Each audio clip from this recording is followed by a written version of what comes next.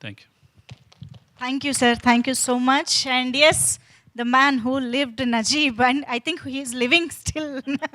Najib ga mana కనిపించిపోతున్న Prithviraj గారిని ఇప్పుడు మాట్లాడవలసిందిగా కోరుతున్నాం. Thank you all. Thank you to all the media friends from Hyderabad who have made it here. One more film. After Salar 2, Telugu. Okay. One more film. Okay. So last time I was in Hyderabad, I was talking to you about a film in which I played the king. You know, I played Varadaraja Mannar in Salar. Now I'm talking to you about a film in which I play a slave, Najib from 𝐔𝐸𝐿. The difference being Varadaraja Mannar and Salar is entirely Prashant Neil's imagination. Najib and 𝐔𝐸𝐿 is real life. I don't know how many of you know this, but this is a true life story. Najib is alive and well amongst us today, and the book was written from his first person account of what he went through. The ordeal he had to suffer in the early 90s when he went to the Gulf in search of a better life. The book was written by Benjamin. In 2008, it was published. And immediately it became a smash hit. Like all over Kerala, people were talking only about that one book. And in about 1 month, all of us, all actors, directors, everybody was like, 𝐔𝐸𝐿, we have to somehow get the rights. We have to try and make a film. As destiny would have it, the one filmmaker who managed to get the rights is Blessy sir. And as destiny would have it, Blessy sir thought I should play Najib. He came to me with the film in 2009. I committed this film in early 2009. So almost 16 years ago, I committed this film. So in 2009 itself, when Blessy sir told me about the film, his vision was so grand, so big, it was actually impossible to do something like that from Malayalam in 2009. Because that kind of budget and canvas was unthinkable in Malayalam back then. It took us 10 years. It took us 10 years till 2018 to finally be able to start shoot. In those 10 years, fortunately, luckily, a lot of things changed. Cinema evolved. The Malayalam film industry grew exponentially. And although even in 2018 and today, this film is a very, very big financial risk, but we had reached a position where we can now think of doing a film like this. We can dream of doing a film like this. So we started shooting in 2018.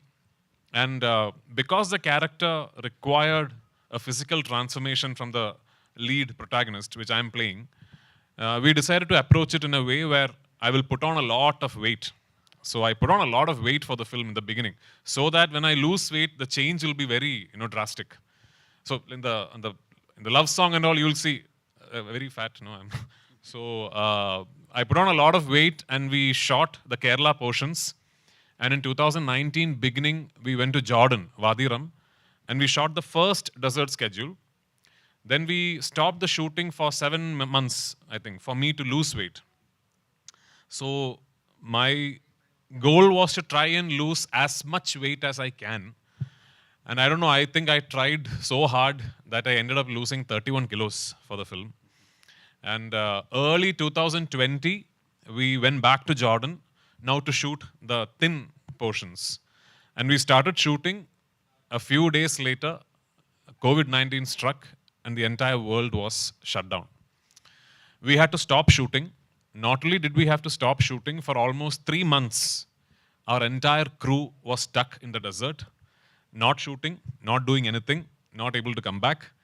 Almost 3 months later, we got a Vande Bharat flight, a repatriation flight back to India, and we came.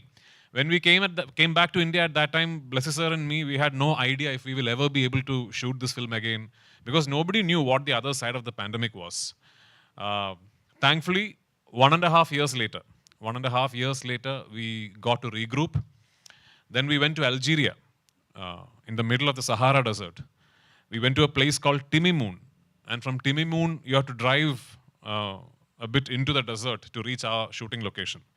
I don't think any film crew has ever been there, and I don't think it is going to be easily possible also, because it will need one madman like this to actually take a 120-member crew and go to some place like that. It's like right in the middle of the Sahara Desert. So we shot one big schedule there in Algeria.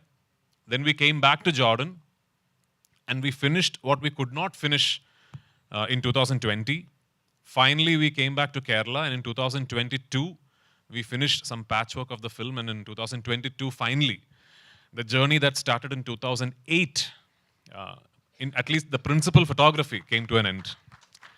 Then it was 1.5 years of post-production. We were very, very keen that this will be a zero compromise film. That we were very sure that not one frame of the film will go through any form of compromise. So the post-production was a very, very diligent process. So 1.5 years later, here we are, 2024. Finally, the film is ready for the world to see what we have created. So making the film is one part of it. Getting the film to the audience is an equally important another part of it. So we were very, very sure, right from 2009, that whenever this film is ready, that we have to try and give this film the best possible opportunity to reach audience across the world. In 2008, 2009, there was no pan-India, by the way. So this was before Bahubali. So no pan-India. Pan-India had not been invented. So we still didn't know how to go about it. But finally, when the film got ready for release in 2024, luckily, I had made a few friends. And I cannot thank Ravi Garu and Maitri enough for the trust they have shown me, they have shown in Blessy sir, and they have shown in the film. I sent him one message. I sent Ravi Garu one message saying, sir, this is the most important film of my life. And he said, it is done, sir. That is all Ravi Garu said. So thank you, Maitri. Thank you, Ravi Garu. Thank you, Shashi Garu. And to all involved in Maitri. Because it is very important that when a film like this is made, which is a passion project for pretty much an entire industry, that we try and get the best, we try and get the market leaders in every region to present the film. So much like Maitri Movies, we have Hombale distributing the film in Karnataka, Red Giant distributing it in Tamil Nadu, and a very good friend of mine, Anil Tarani, distributing it in the northern circuits. And of course, all major players across the world will be presenting it in every region. That is the best we can do.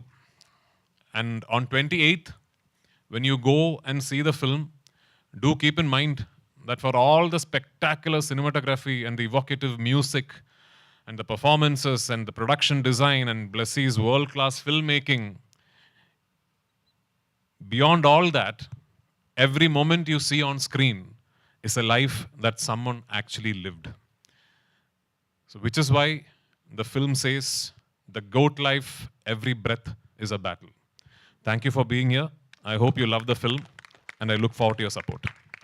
Thank you so much, Prithviraj sir. So now the whole house is open for Q&A with media.